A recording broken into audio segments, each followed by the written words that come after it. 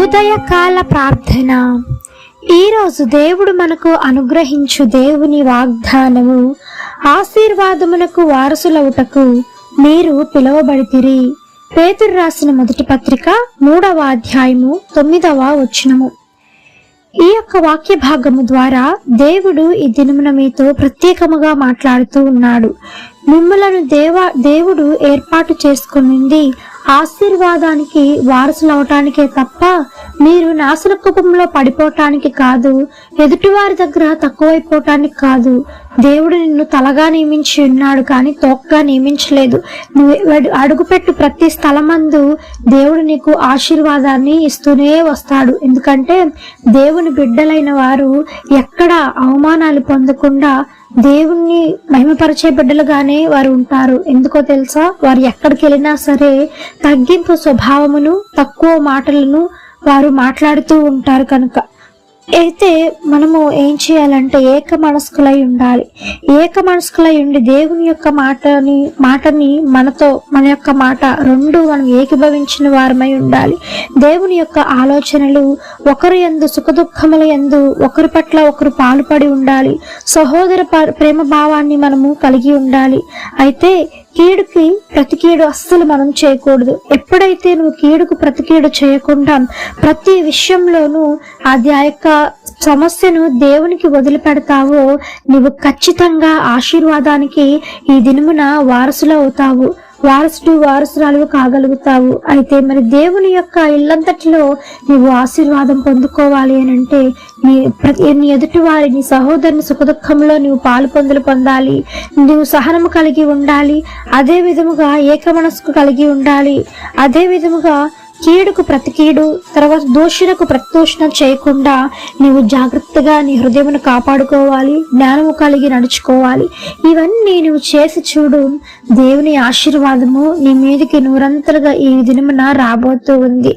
బైబిల్లో ఎంతో మంది సహనము, ఓర్పు కలిగి పరలోక రాజ్యానికి వారసులయ్యారు. వారి పేర్లు జీవగ్రంథంలో వ్రాయబడి ఉన్నట్టు బైబిల్ చరిత్ర ఆధార గ్రంథాలు మనకు చెబుతూ ఉన్నాయి. అయితే ఈ దినమున మరి నీ పేరు, నా పేరు పరలోక రాజ్యంలో మన యొక్క జీవగ్రంథం అనే యొక్క పుస్తకంలో మన పేర్లు రాయబడి ఉండాలి అని అంటే మనమందరము పైన చెప్పినటువంటి మాటలన్నీ మనము చేయకుండా ఓపిక కలిగి ఏక మనసు కలిగి ఉండాలి. ప్రతి ఒక్క విషయంలోనూ మరి మనము దేవునికి అనుసంధానించుకుంటూ వెళ్ళినప్పుడు దేవుడు ఖచ్చితంగా ఆశీర్వదించి నిన్ను ఈ దినమున గొప్ప చేయ మొదలుపెట్టును గాక. ఆమెన్. ఈ యొక్క వాగ్దానము ప్రతి ఒక్కరి జీవితంలో నెరవేరాలని కోరుకుంటూ అందరం కలిసి ప్రార్థన చేద్దాం. ప్రార్థన.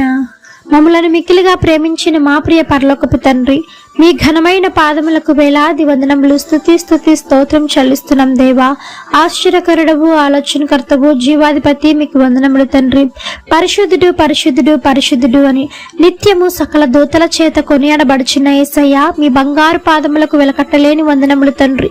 ఈ దినమున నా తండ్రి ఎంతగానో మీకు ప్రార్థిస్తూ ఉన్నాము నాయన. ఆశీర్వాదాన్ని మాపై పంపించినందుకు మీకు స్తోత్రం తండ్రి.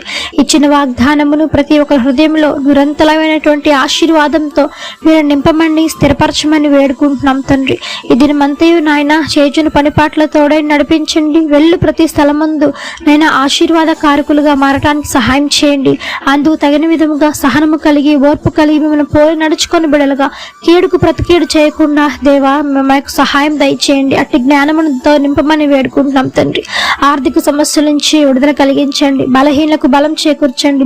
రోగులు మీరు ముట్టండి, స్వస్థపరచండి.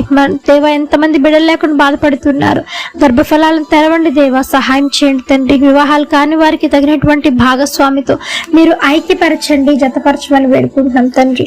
నెమ్మది లేని కుటుంబాలకు నెమ్మదిని, శాంతిని, సమాధానమును, ఐక్యతను దయచేయమని వేడుకుంటున్నాం యేసయ్య.